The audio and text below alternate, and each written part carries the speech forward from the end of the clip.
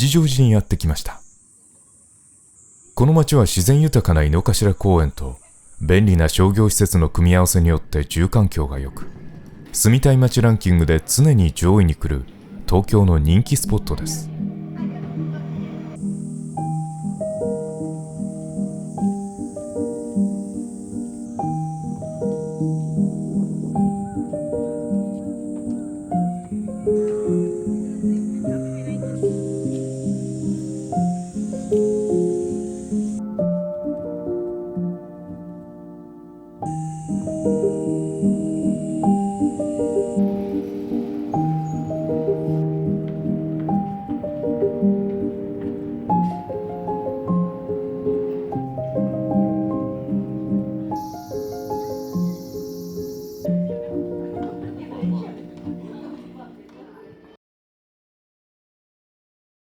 しかしこの町は新宿や渋谷からは12キロほど離れており、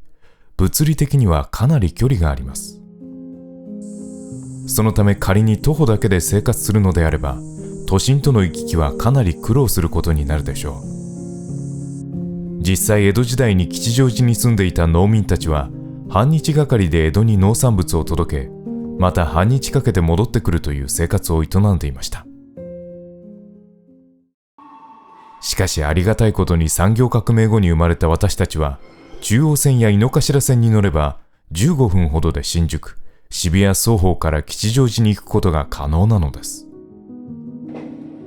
東京は鉄道網が発達しているため、多少距離が離れていようとも、電車に乗ればあっという間に行きたい場所に行くことができます。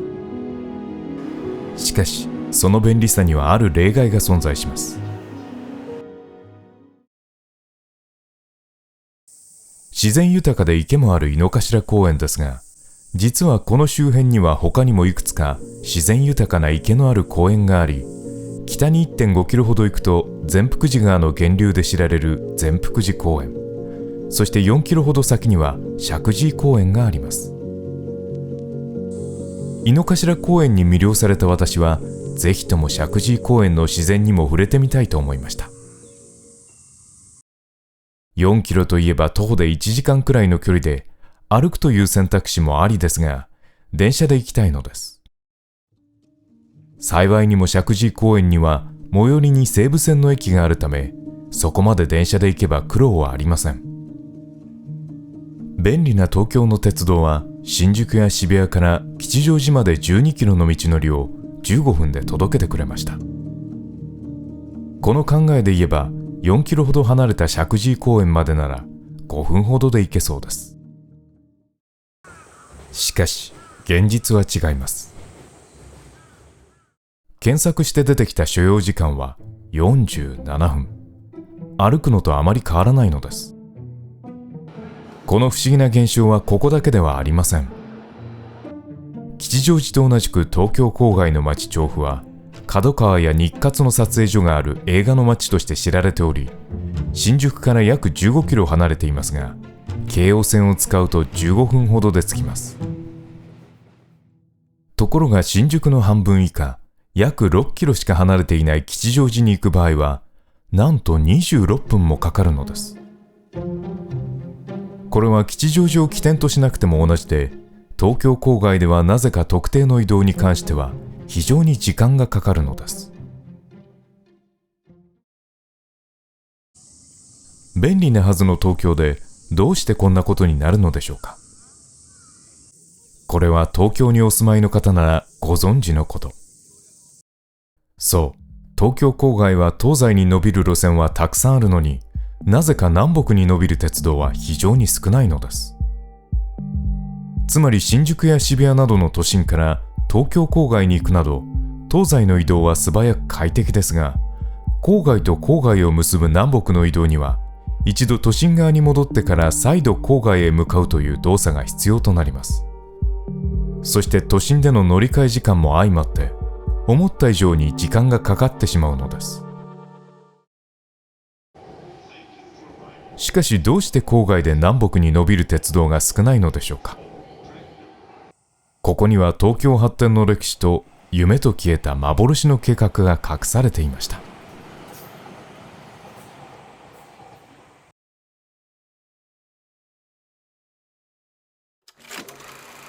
1872年に日本初の鉄道が新橋・横浜間で開業して以来、しばらくの間、鉄道は人の移動のためというより、近代化に必要な工業のための物流システムとして、また日本の主な輸出品であった生糸や緑茶の生産拠点と、海外への玄関口である輸出港を結ぶ貨物輸送が主でした。しかし、転機が訪れるのが1900年代初頭です。東京では人口増加に伴う都心部の住宅不足が社会問題となっていました。そこで時の実業家たちは、まだのどかな自然広がる東京の西側地域を住宅街として整備し、都心で仕事をする人々のベッドタウンにする解決策を思いつきます。そしてそれに付随する形で、都心から郊外へのアクセス向上のため鉄道を通したのです。実業家たちの郊外開発は社会のために必要なことであると同時に、彼らに莫大な富をもたらす可能性がありました。不動産開発がうまくいけば、鉄道沿線の人口も増え、それに伴い安定した運賃収入が見込めたからです。この郊外開発は1907年に開業した現在の東急田園都市線、世田谷線の前身、玉川電気鉄道を皮切りに熾烈な競争を極め、戦国時代の様相を呈します。この過程において、当然東京を縦に貫く南北縦断線の計画もいくつか持ち上がりましたが、残念ながらそれらが日の目を見ることはとうとうありませんでした。東京限定雑学。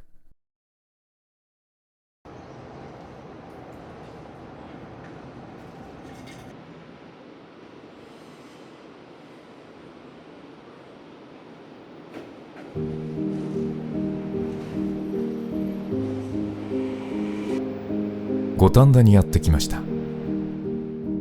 東京卸売センターがあるこの町のユニークな鉄道といえば東急池上線です。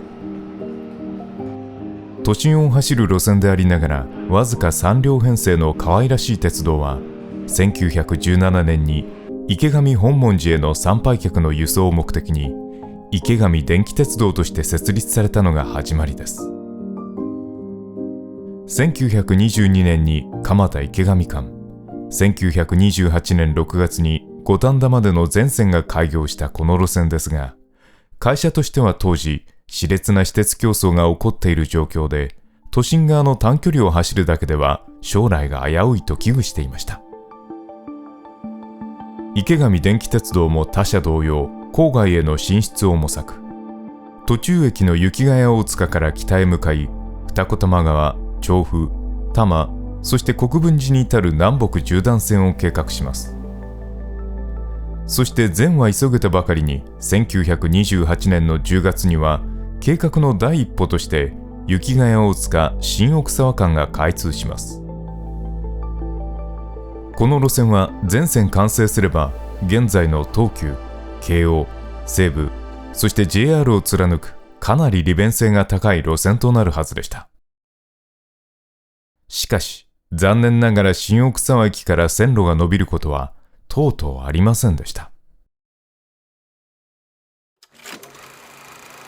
理由は、当時池上電気鉄道のライバルであり、カリスマ経営者として知られる後藤啓太が率いる、現在の東急電鉄の前身、目黒蒲田電鉄の存在があったため。この会社は田園調布の住宅街開発において、都心へのアクセスを目的とした鉄道建設のために設立された会社で、当時池上電気鉄道のライバルとして、至近に現在の目黒線、玉川線の前身となる目蒲線を建設していました。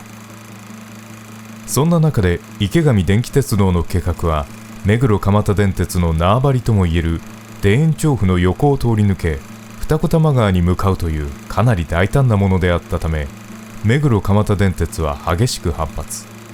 池上電気鉄道の計画を阻止するために、密かに株式を買い占め、過半数を取得後、経営陣を追放するというかなり新手の手段を取り、計画を頓挫させます。そしてすでに開業していた雪ヶ谷大塚新奥沢間も廃止してしまったのです。このなりふり構わずライバルの計画を阻止し会社ごと奪う行動は目黒蒲田電鉄を率いる後藤啓太の常套手段でしたが、当然他の実業家たちや世間の反発を買い、彼には強盗啓太というあだ名がつけられます。そしてこれが現在に至るまで東急のイメージに少なからず影響を与え続けています。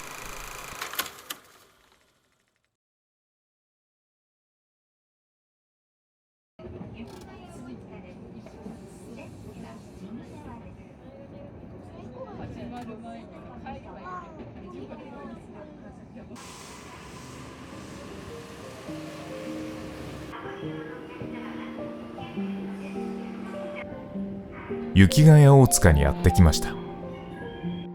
かつてはただ雪ヶ谷と呼ばれたこの駅は国分寺まで続くはずだった線路の起点となっていました。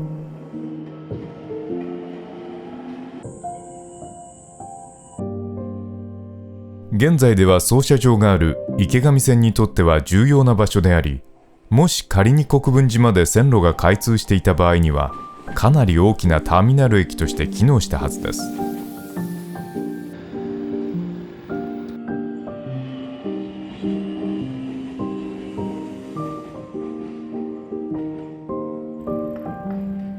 しかしその計画が消えた今、駅前を彩るのは静かで懐かしい雰囲気のある商店街だけです。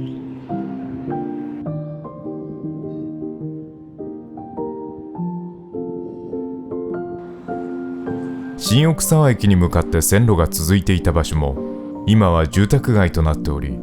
かつてここを電車が通っていた面影は全くありません。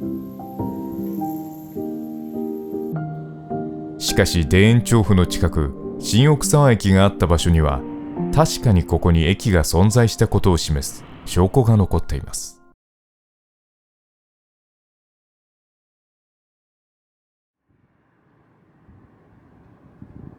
モダンな集合住宅のエントランスの植栽に隠れるように立つ新奥沢駅跡と書かれた石碑は、周辺の住民の人々も存在に気づかないほどひっそりと佇んでいます。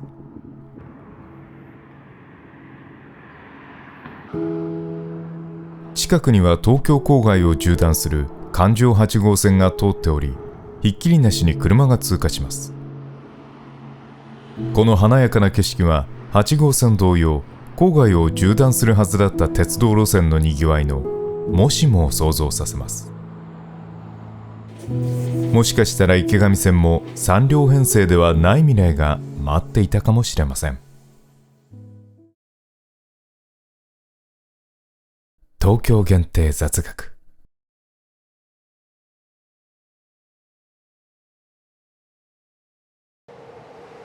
ライバルによって夢と消えた南北縦断線。しかし計画はこれだけではありませんでした。1920年代後半に立案された大東京鉄道は、神奈川県は鶴見を起点とし、等々力、経堂、桜上水、西永福、荻窪、練馬など都内を縦断した後、埼玉県は川口を経由し、葛飾区の金町に至るというものでした。また同じ時代には小田急電鉄の創業者である利光鶴松が指揮した東京山手急行という大井町を起点に、雪ヶ谷大塚、自由が丘、梅ヶ丘、明大前、中野、江古田、板橋、そして駒込に至る計画が存在しました。この路線はその経路もさることながら他にユニークな部分があり、当時大きな話題となりました。それが全線踏切なし。昭和から現在に至るまで列車の運行本数が多い東京では、開かずの踏切が社会問題となっています。各鉄道会社は線路の地下化、高架化事業に莫大な予算を投入し、対策に奔走しています。利光はこの開かずの踏切問題を鉄道が発展していく中で予見しており、その解決策として線路の大半を人工的な谷、つまり掘割にすることを提案したのです。これにより線路は谷の下を走ることから、接する道路は立体交差となり、踏切をなくすことが可能だったのです。大東京鉄道、東京山手急行、どちらも画期的で先見の明のある素晴らしい計画でしたが、現在の東京を見ればわかる通り、残念ながらどちらも実現はしませんでした。現代となっては郊外まで発展している東京ですが、私鉄が郊外に路線を伸ばしてから人口が増加するには時差があり、どの会社も事業の初期においては運賃収入が伸び悩んでいました。そして都心と郊外を結ぶ鉄道路線がまだそのような状態で、新たに郊外と郊外を結ぶ鉄道を建設するという計画に資金を出してくれる人は多くなかったのです。しかし東京山手急行に関してはその計画の一端を現代に残しています。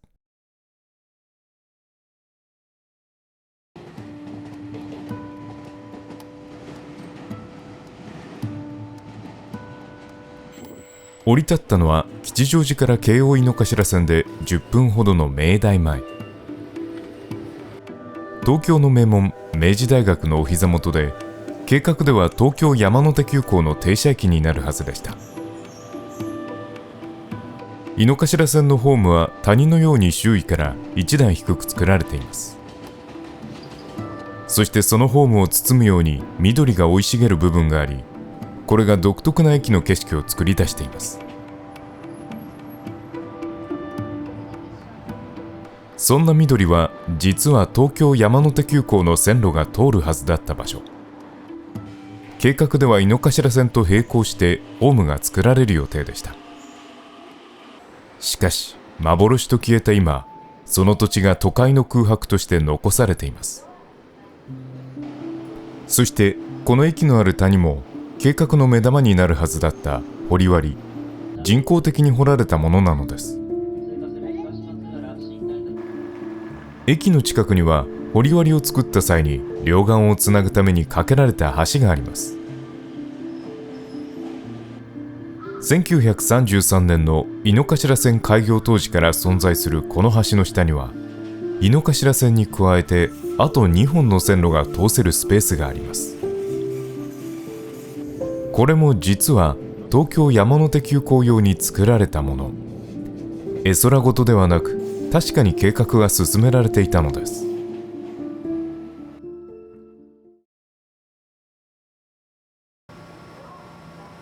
そして実は何を隠そう、今日掘割を走る井の頭線自体、東京山手急行のために作られた鉄道なのです。利光鶴松は画期的な南北縦断線の計画に前向きでした。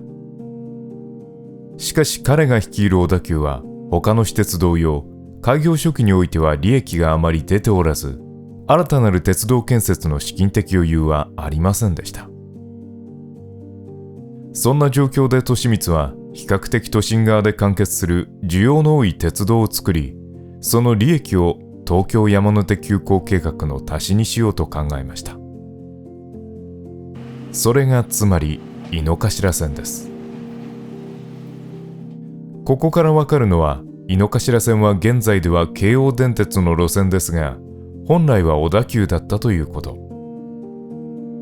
そのことを証明するように、平成の時代まで下北沢駅では井の頭線と小田急線の間に改札が存在せず、井の頭線の線路の幅は京王線より狭い小田急線と同じ規格で作られています。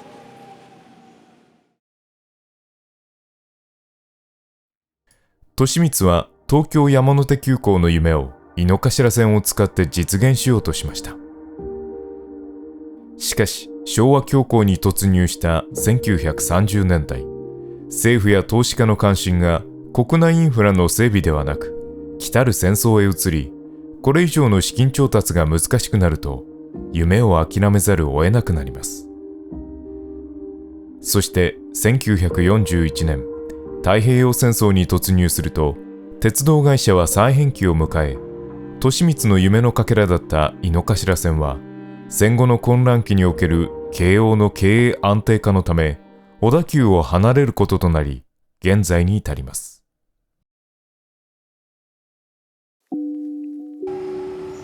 井の頭線開業は1933年、およそ100年の月日が流れました。駅前に架かる橋も同じように年を重ねています。しかし年季が入り、少しくたびれた橋は今なお東京山手急行の夢を見続けているのです。